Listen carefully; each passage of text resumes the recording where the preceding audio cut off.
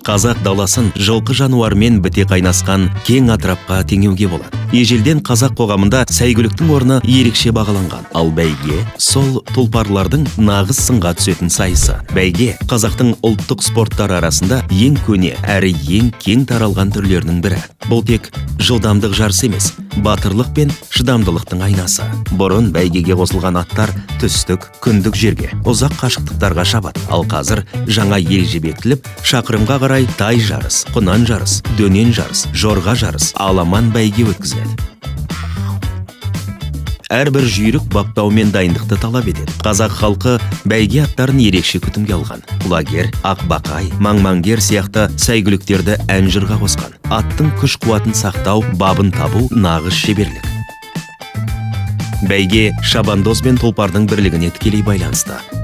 Бұл жерде жылдамдық қана емес, сенім мен батылдық та сыналады. Жол ұзақ, аламан бәйге бірнеше шақырымға созылады. Тек төзімді, мықты аттар мен шебер шабандоздар ғана мәреге жетеді. Атының тұмсығы біріншілік ен шабандозға бас бәйге беріледі.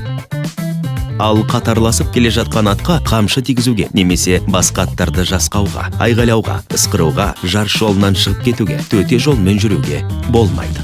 Бәйге жеңіс пен абырой сөзінің синоним іспеттес. Бұл ұлттық дәстүрдің ажырамас бөлігі, қазақтың рухани байлығының бір бөлшегі, халқымыздың рухы мен намысының көрінісі.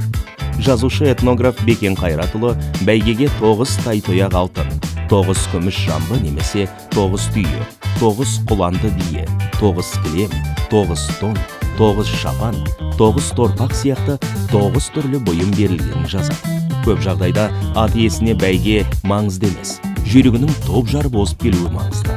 Өйткені жүйрік аттың арқасында өзінің және руының аты асқақтайды. Ат спортының бұл түрі түркі тілдес басқа халықтарда да бар. Мысалы, бәйге өзбектерде пайга, қырғыздарда чабыш деп аталады.